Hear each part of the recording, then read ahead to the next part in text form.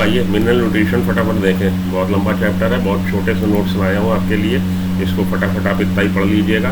देखिए हमारे जो इसेंशियल एलिमेंट्स हैं, इसेंशियल मिनरल्स हैं, उससे आपको याद होना चाहिए। कुछ टॉपिक ये जो मैंने लिख के लाए हैं, इसको आप स्क्रीन कैप्चर करके रख लीजिएगा, बस इतना ही पढ़ के चले जाइए, काम आपका बनेगा। Nitrogen is mainly absorb in the form of nitrate, nitrite and ammonium. तो nitrate, nitrite and ammonium form में एब्जॉर्ब होता है। Nitrogen is required by all plant parts, particularly the meristematic tissue and metabolically active cells. सभी plant parts पर required है, लेकिन metabolically active sales पे बहुत ज़्यादा रिक्वायर्ड है और मेरिस्मेटिक सेल्स पे बहुत ज़्यादा रिक्वायर्ड है। फास्फोरस, फास्फोरस का एब्जॉर्प्शन जो हो रहा है in the form of phosphate ion हो रहा है, H2PO4-1 HPO4-2। Phosphorus is constituent of cell membrane. Phospholipid, cell membrane में फास्फोलिपिड होती, तो फास्फोरस एक घटक है। All nucleic acid and nucleotide, nucleotide कैसे बना, न्यूक्लियोसाइड में जब फॉस्फेट जुड़ता है, और न्यूक्लियोटाइड का ही पॉलीमर है न्यूक्लिक एसिड, तो न्यूक्लिक एसिड में भी मिल रहा है, न्यूक्लियोटाइड में मिल रहा है। And required during phosphorylation reaction, और फास्फोरिलेशन रिएक्शन में फास्फोरस रिक्वायर्ड होता है। अगला आ रहा पोटेशियम, तो इतना ही याद रख लीजिएगा, काम चलेगा। पोटेशियम आयन एब्जॉर्ब हो रहा, पोटेशियम एब्जॉर्ब हो रहा, पोटेशियम आयन के रूप में। Potassium helps to maintain anion cation balance, बहुत इंपॉर्टेंट है ये लाइन, याद रखिएगा।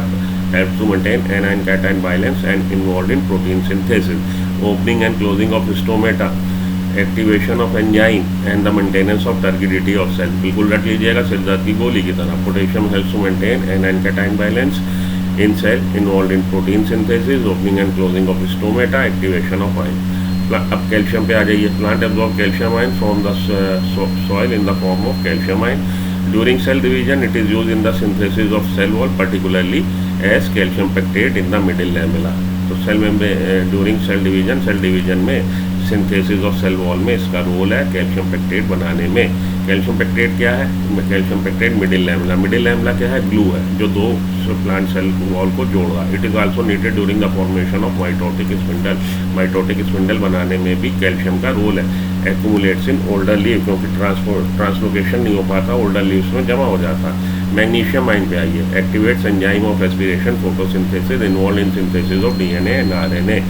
मैग्नीशियम आयन के रूप में एब्जॉर्ब हो रहा है और रेस्पिरेशन और फोटोसिंथेसिस के एंजाइम को एक्टिवेट कर रहा है और सिंथेसिस ऑफ डीएनए आरएनए में इन्वॉल्व है।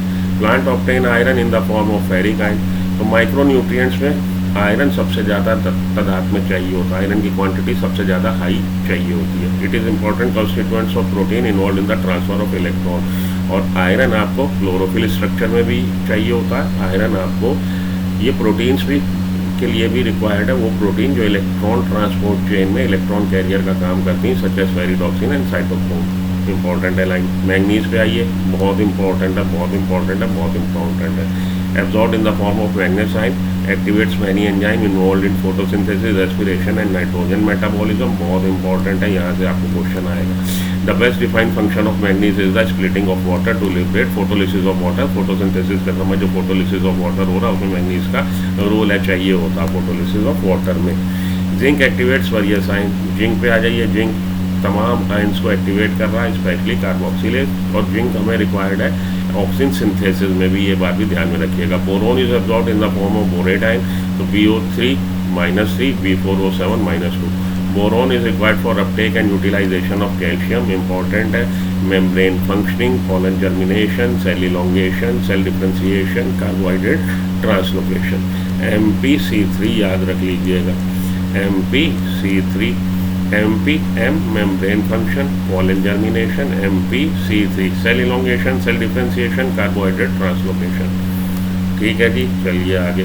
तो देखिए, विच of the following element is responsible maintaining the target, जैसा कि हम लोगों ने बात करी थी, कौन सा एंजाइम चाहिए होता है टारगेटिविटी मेंटेन करने के लिए, सो पोटेशियम। ये नीट 2018 का क्वेश्चन है। In which of the following form iron is absorbed in form of ferric ion, तो फेरिक आयन के रूप में एब्जॉर्ब होता है, ये हम लोगों ने पढ़ा था। कहाँ पे, यहीं पे देखिए, आ जाइए। Absorb in the form of magnesium, कहाँ चला गया भाई, during cell division plant absorb, हाँ जी, in the form of ferric ion, तो फेरिक आयन के रूप में एब्जॉर्ब होता है। ठीक है जी, आगे चलिए। नीट 2018 का क्वेश्चन है। Essential elements and their function, देखिए आयरन किस लिए रिक्वायर्ड है, आयरन रिक्वायर्ड अभी मैंने बात करी थी किसमें भी, क्लोरोफिल बायोसिंथेसिस में। जिंक किस लिए रिक्वायर्ड है, अभी बात करी थी हम लोगों ने ऑक्सीजन सिंथेसिस में। बोरॉन किस लिए रिक्वायर्ड है, बोरॉन रिक्वायर्ड है पोलन जर्मिनेशन में, और मैंगनीज किस लिए रिक्वायर्ड है, फोटोलिसिस ऑफ वाटर में। मिल गया। ये कब का क्वेश्चन है आपका, नीट 2020 का। तो नीट 2020 में क्वेश्चन आया, 4 नंबर जेब में डालिए, इतने ही देखिए, जो पॉइंट आपको रटाएं उतने रट के जाइए, काम आपका बनेगा।